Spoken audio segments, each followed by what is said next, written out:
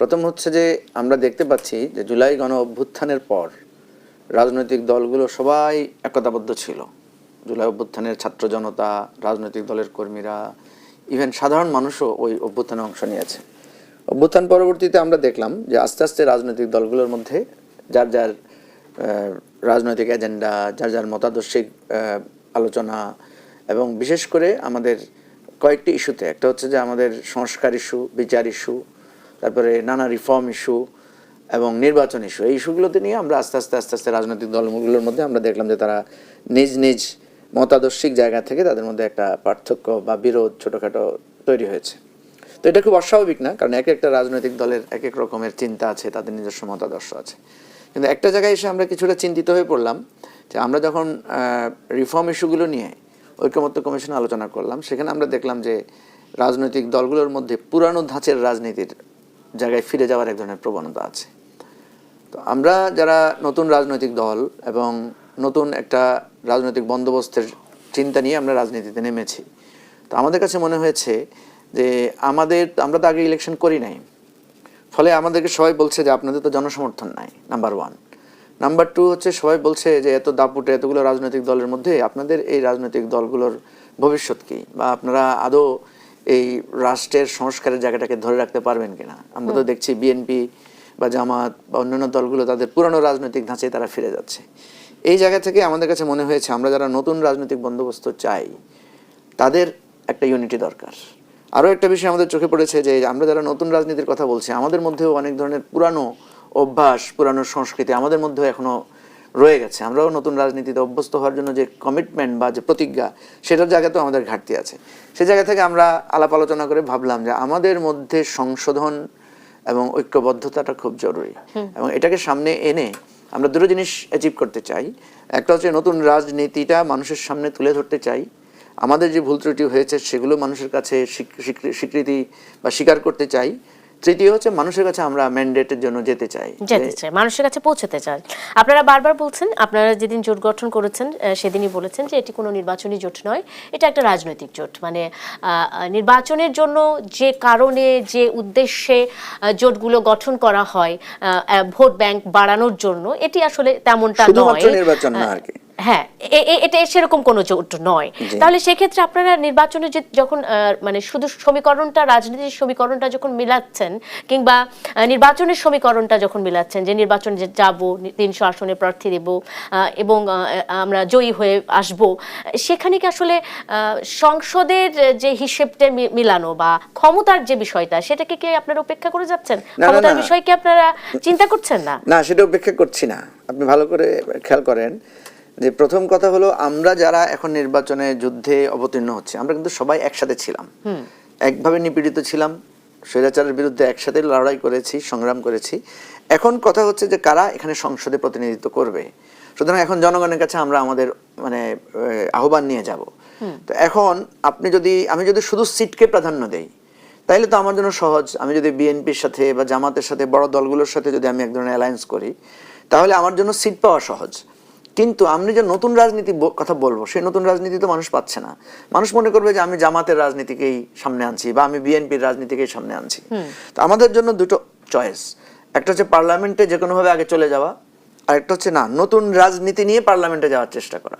সুতরাং আমরা নতুন রাজনীতি নিয়েই পার্লামেন্টে যাওয়ার জন্য চেষ্টা করব। আপনারা নতুন রাজনৈতিক বন্দোবস্ত নিয়ে পার্লামেন্টে যাবেন এবং সেভাবেই আসলে নতুনভাবে সরকার বা দেশ পরিচালিত হবে, এমনটাই আপনারা প্রত্যাশা করছেন। এবং আমরা চাই যে মানুষের কাছে এই নতুন রাজনৈতিক বন্দোবস্তটা উপস্থাপন করার পরে মানুষ কি বলছে সেটা আমরা দেখতে চাই, গ্রহণযোগ্য হচ্ছে কিনা সেটা দেখা। অবশ্যই আপনার এই পয়েন্টগুলো অবশ্যই নিশ্চয়ই এম এ আজিজ, আপনিও এই প্রশ্নগুলো বা এই মন্তব্যগুলো নিয়ে নিশ্চয়ই কথা বলতে চাইবেন, এবং তাদের যে এই ডিসিশনটিকে অনেকেই কিন্তু এই যে জোট করার যে সিদ্ধান্ত, এই সিদ্ধান্তটিকে অনেকেই বলেছে যে এনসিপির জন্য, বিশেষ করে এনসিপির জন্য একটা বড় ভুল হয়েছে তাদের রাজনীতির ক্ষেত্রে, এমনটা বলেছেন অনেকে। আমি সেই অভিযোগগুলো আসলে তুলে ধরছি। এবং সেই সাথে আমরা জানি যে অন্তর্বর্তী সরকারের 2 উপদেষ্টা আজকে পদত্যাগ করেছেন এবং তারা নির্বাচনে অংশগ্রহণ করছেন, এটা অনেকখানি নিশ্চিত, এবং তারা বলেওছেন তেমনটাই। সরকারে থাকবেন নাকি ভোটে লড়বেন 2 উপদেষ্টা, এই প্রশ্নটা বরাবরই ছিল। এই জায়গাটাতেই আপনার কাছে আমার প্রশ্নটা শুরু হলো যে এই যে দুই উপদেষ্টা পদত্যাগ করলেন এবং তারা নির্বাচনে অংশগ্রহণ করতে যাচ্ছেন, আপনি কিভাবে বিষয়টাকে বিশ্লেষণ করছেন? ধন্যবাদ আপনাকে, মঞ্জু ভাইকে এবং দর্শক শ্রোতাকে। দেখেন, দুইজন উপদেষ্টা পদত্যাগ করেছেন। এমনিতে কিন্তু যেমন আমলা, তারা যদি কেউ রিটায়ার করে কমপক্ষে 2 বছর নির্বাচন করতে পারে না। এই উপদেষ্টা পরিষদ প্রথমে এসেই বলছিল তাদের যত আর্থিক অবস্থা তার একটা জমা দিবে, শ্বেতপত্র জমা দিবে, কিন্তু সেটা কিন্তু দেয় নাই। এখন এনারা এই আইনটা করতে পারতো, উপদেষ্টা পরিষদ থেকে আপনার পদত্যাগ করেই নির্বাচন করছে, এখন করতে পারে, আইনে করতে পারে। তবুও ভালো যে অন্তত পক্ষে উপদেষ্টা পরিষদ থেকে আপনার রিজাইন করেছে। এটা খুব বড় দোষের কিছু দেখছি না। এখন নির্বাচন ওনারা করবেন, ওনারা কি নিরপেক্ষ নির্বাচন করবেন নাকি এই যে 3 জোট যে হলো এখানে নির্বাচন করবেন, সেটা এখনো ঘোষণা আসেনি। এখনো কোন দলে কোন দলের হয়ে করবেন সেই কথা এখনো তারা প্রকাশ করেনি। কিন্তু এখন ধরেন এই যে 3 দলের যে ঐক্যটা হলো, এখানে মঞ্জু ভাই আমার খুবই প্রিয় এবং শ্রদ্ধেয়। আমি বলবো এনসিপি বড় দল এই কারণেই যে ডক্টর মোহাম্মদ ইউনূসের আপনার ইচ্ছায় এটা দল গঠন হয়েছে এবং সব বিএনপি জামাতকে নিয়ে তখন নিবন্ধন হয় নাই, দেশে বিদেশে বৈঠক সব কিছু এখানে করেছে এবং তারা অভ্যুত্থানের সামনের সারির শক্তি, এতেও কোনো সন্দেহ নেই। কিন্তু এত বিতর্কিত এদেরকে নিয়ে এই যে রাজনৈতিক পথ চলা বড় লম্বা, এটা মঞ্জু ভাইয়ের কতটুকু সম্ভব হবে তা আমি বলতে পারছি না। আবার এনসিপির নামটা সবসময় আগে ব্যবহার হচ্ছে এই ঐক্যজোটে। মঞ্জু ভাই আছে তো, উনি তো অনেক বেশি যোগ্য লোক আমার চোখে। এখানেও আমার কাছে মনে হয় এটার ব্যাপারেও কিন্তু একটা বৈষম্য আছে, কারণ প্রত্যেকটা জায়গায় পত্র পত্রিকা ওনারা নামে লিখছেন কিনা জানি না, এনসিপি কিন্তু বড় দল হয়ে আসছে এখানে, কিন্তু ওনাদের এনসিপি নিয়েই সমস্যা, আগানোর সমস্যা হবে। আমি আগে করেই বলছি যে ধরেন নির্বাচন ওনারা গেলেন, একটা রাজনৈতিক বিষয় আমি এখানেই শেষ দিলাম, নির্বাচন গেলে কিন্তু যার যার প্রতীকে নির্বাচন করতে হবে। বেরসিক ইলেকশন কমিশন আরপিওতে তাই করেছে। এখন ধরেন এই 3টা জোট যদি নির্বাচনে যায়, যার যার প্রতীকে নির্বাচন করবে। আমি অন্য দলের কথা বলছি না, এনসিপি বরাবরই বলেছি তারা একটি প্রার্থীরও আপনার জামানত থাকবে না, নিশ্চিত। এত বিতর্কিত হয়েছে, উনি 125 আসনে প্রার্থী ঘোষণা করেছে। বাইরে ভাই আমাদের এলাকায় একটা প্রার্থীর নাম দিছে, মনে হয় হাওলাত করে এনে দিছে, এটা কেউ চেনে না, জানে না, তার বাড়ি ঘর তার নামও জানি না, একটা পোস্টার লাগানো রয়েছে। এভাবে যদি আপনি কিছু বকশিস দেন, সে 300 আসনে আমিও নমিনেশন দিতে পারি, এটা করেন না। আবার ফলাও করে ইন্টারভিউ নিতে আর ইন্টারভিউ নিতেছেন একটা এলাকায়, একটা কনস্টিটিউয়েন্সি 5-6টা থাকলে না ইন্টারভিউ নেবেন, কিসের ইন্টারভিউ নিচ্ছেন? আমি শোনেন ফ্যাসিস্ট হাসিনার সময়ে আপনার বড় বড় নেতা দিয়ে 3টা দল করেছিল, 3টা দলে কিন্তু প্রার্থী দিয়েছিল 3 আসনে, তাদেরকে কিছু কিছু জায়গায় ছাড়ের কথা বলা হয়েছিল, কিন্তু একটারও জামানত থাকে নাই। খেয়াল করে দেখেন এখন মঞ্জু ভাই কেন মঞ্জু ভাইকে প্রশ্নের উত্তরটা একটু মঞ্জু ভাই কেন এই দায়িত্ব ঘাড়ে চাপাইলো, আমি তো মনে হচ্ছে মঞ্জু ভাই নিশ্চয়ই এই প্রশ্নটার উত্তর প্রথমেই দিয়েছে যে কেন আসলে জোটের কথা ভেবেছেন তারা, কিন্তু এনসিপি কে নিয়ে যখন প্রশ্নটি চলে এসেছে তখন আরো একটু প্রশ্ন জানার প্রয়োজন আছে। একটা ছোট্ট বিরতির পরে এসে আমরা নিশ্চয়ই এই প্রশ্নের উত্তর জানবো মুজিবুর রহমান মঞ্জুর কাছে। দর্শক, একটা বিরতি নিচ্ছি। আর কাবেল নিবেদিত দেশ সন্ধ্যায় সঙ্গে থাকুন, ফিরছি এক্ষুনি। বিরতির পর স্বাগত আরেকবার। দেখছেন আর কাবেল নিবেদিত দেশ সন্ধ্যা, সোনিয়া হক আপনাদের সাথে আছে। আগামীকাল তফসিল নির্বাচনের দিকে হাঁটছি আমরা, কি অবস্থা, রাজনৈতিক দলগুলো কতটুকু প্রস্তুত এবং রাজনৈতিক দলগুলো নতুন নতুন জোটগুলো কি ধরনের সমীকরণ মেলাতে চাইছে, এই বিষয়গুলো নিয়ে কথা বলছিলাম আজকে অতিথিদের সাথে। ঠিক এই মুহূর্তে আমি মুজিবুর রহমান মঞ্জু আপনার কাছে চলে যেতে চাই। এম এ আজিজ বেশ কটি প্রসঙ্গ আপনার দিকেই ছুড়েছে আমার যতদূর মনে হয়, আপনি নিশ্চয়ই বলবেন, কারণ এনসিপি অলরেডি 125 আসনে তাদের প্রার্থী ঘোষণা করেছে জাতীয় নাগরিক পার্টি। তার মানে কি বাদবাকি যে আসনগুলো রয়েছে সেগুলো এই দুটি দলের জন্য ছেড়ে দিয়েছে, এমনটাই কি আসলে এখন হিসেবটা মিলবে নাকি? এভাবে প্রথমত হচ্ছে আজিজ ভাইয়ের যে কঠোর সমালোচনা, আমি একটু দেখলাম আজিজ ভাই বললেন যে ওনার আসনে কাকে দিয়েছে উনি চিনেন না। আসলে ওনার আসনে কাউকে দেয়নি নাই। আমি এখন ওদের 125টা আসন খুঁজে দেখলাম, আজিজ ভাইয়ের আসনে ওরা কোনো এখনো প্রার্থী ডিক্লেয়ার করে নাই।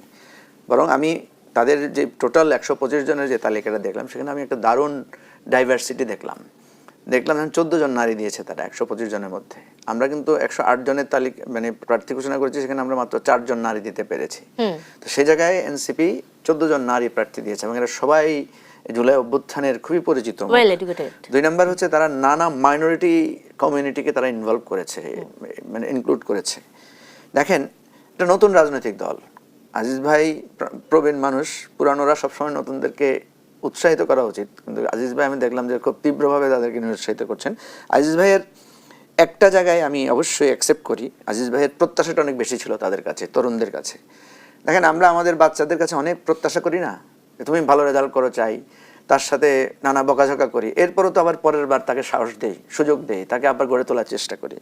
এই তরুণরা যদি পরিবর্তনের নেতৃত্বটা না দিত, আমরা প্রবীণরা তো অনেক চেষ্টা করেছি, মার খেয়েছি, জীবন দিয়েছি। ধরেন বিএনপির শত শত নেতাকর্মী মারা গেছে, জামাতের শত শত নেতাকর্মী মারা গেছে, জেল খেটেছে, গুমের শিকার হয়েছে।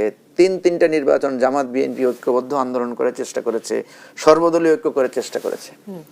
কিন্তু ফাইনাল রাউন্ডে এসে এই তরুণরা যে রাজনীতিটা আন্দোলনটা করলো এবং সেই আন্দোলনে সাধারণ মানুষকে সম্পৃক্ত করতে পারলো।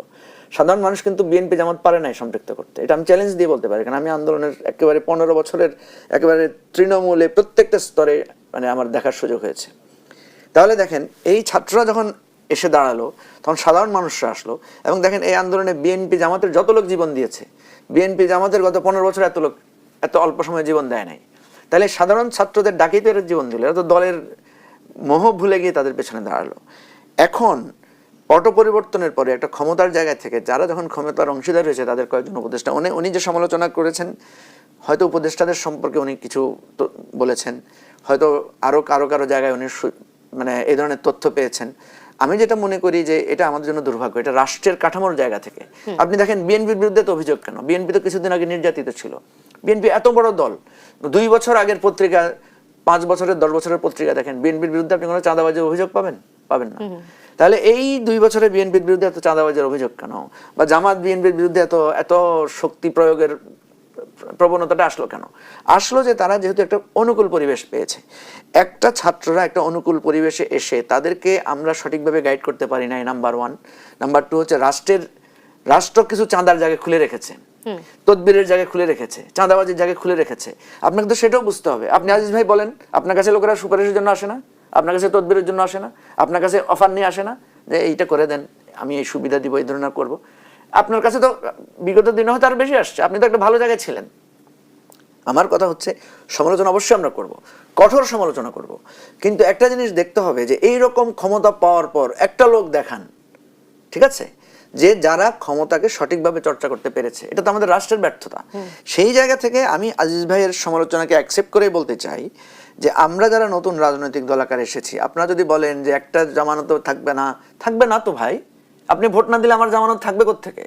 আপনি সারাদিন বিএনপির চাঁদাবাজ ডাকবেন, জামাতকে ফ্যানাটিক ভাববেন, জামাতকে তার স্বাধীনতার বিরোধিতার জন্য সমালোচনা করবেন, নির্বাচনের জন্য ভোট দেওয়ার সময় সোনিয়া ভোট দেওয়ার সময় আপনি তাকেই ভোট দিবেন, তা আমার জামানত থাকবে কোত্থেকে? না, তাইলে সেক্ষেত্রে যদি আমি বলি যে এনসিপি, এবি পার্টি, রাষ্ট্র সংস্কার আন্দোলন, এই যে জোট, একটা বড় একটা জোট, মানে তিন দলের একটি জোট হলো, এই জোটের জন্য যে এই যে সময়টা বেঁধে দিবে, আগামীকাল যদি তফসিল হয় তার ঠিক মানে আমরা ফেব্রুয়ারিতে আমরা মাঝামাঝিতে এই নির্বাচন আমরা একদম প্রত্যাশা করতে পারি।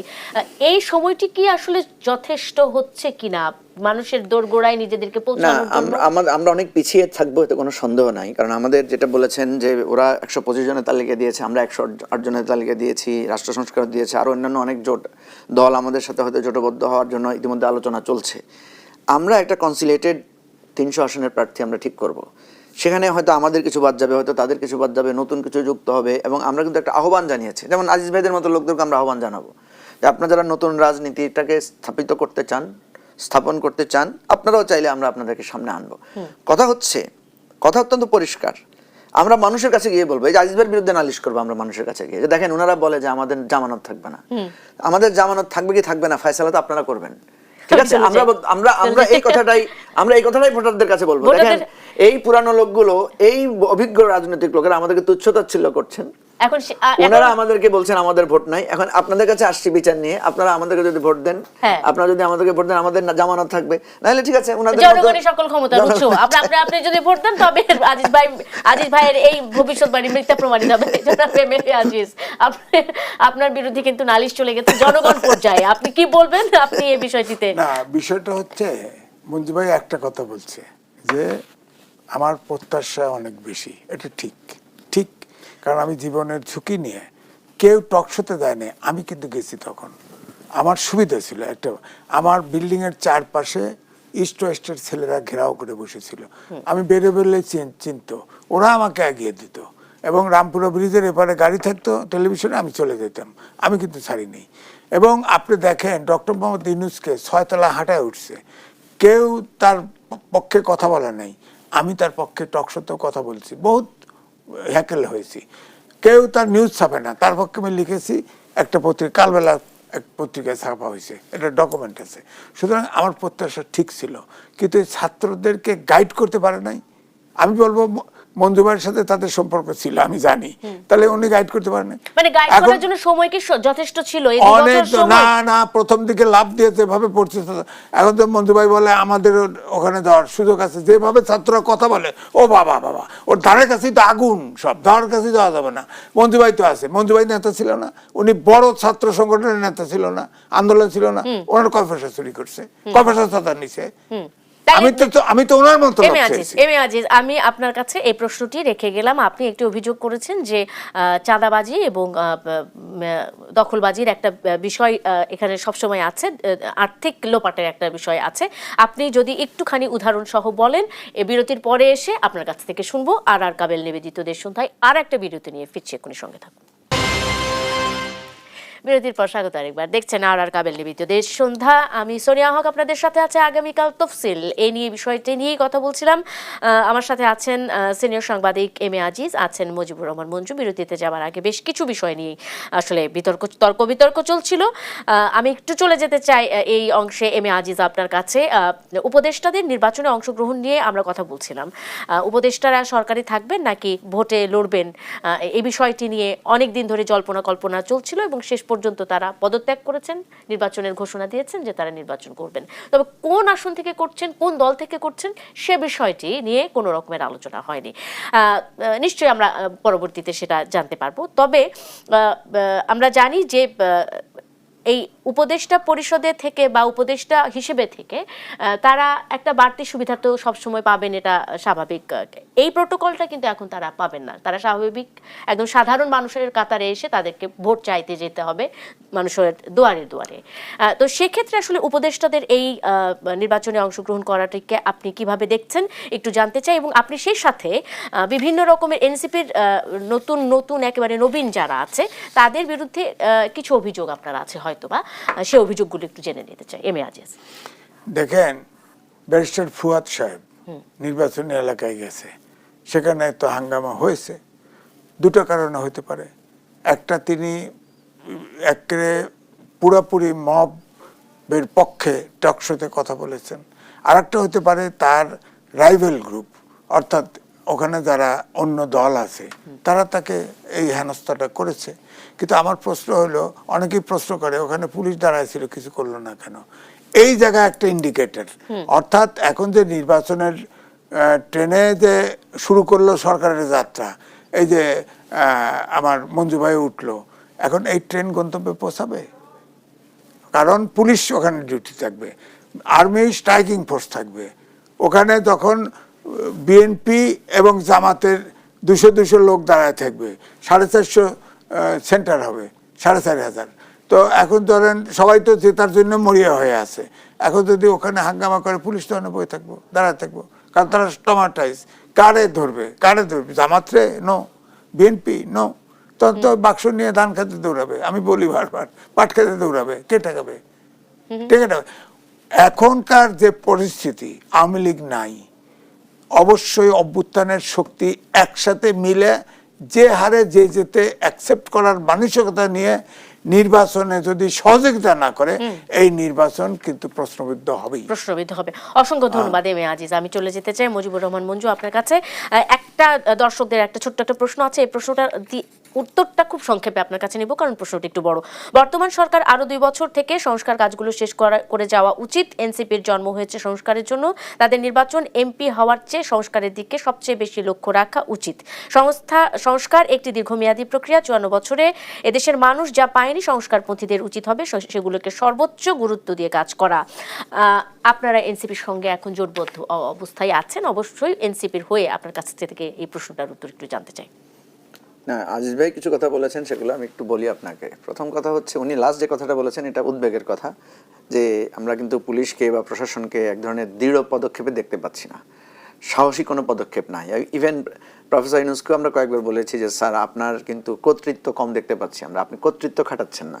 কর্তৃত্ব মানে এটা না যে উনি অবৈধ কর্তৃত্ব খাটাবেন বা অধিক মাত্রায় বল প্রয়োগ করবেন, আমরা সেটা বলছি না। মিনিমাম কর্তৃত্বটা আমরা আপনার দেখতে চাই। তো এই জায়গাটার গ্যাপ আছে, এটা ইলেকশনকে সিরিয়াসলি এফেক্ট করবে বলে আমরা মনে করছি। আজিজের এই কথার সাথে আমি একমত। দ্বিতীয় কথা, দেখেন এই যে এনসিপি বা আমাদের যে উপদেষ্টারা পদত্যাগ করলেন, দেখেন আসিফ মাহমুদ ভূঁইয়ার বিরুদ্ধে কিন্তু আমি দেখেছি বিভিন্ন জায়গায় আজিজ ভাই অনেক কথা বলেছেন, আমরাও বিভিন্ন বিষয়ে কথা বলেছি। আমি আজকে একটা ফেসবুক স্ট্যাটাসও দিয়েছি, আমি সেখানে এই কথাটা উল্লেখ করেছি যে দেখেন আসিফ মাহমুদ সজীব ভূঁইয়া কিন্তু আজকে তার ডিপ্লোম্যাটিক পাসপোর্ট সারেন্ডার করেছেন এবং তার সম্পদের হিসেবে দিয়েছেন।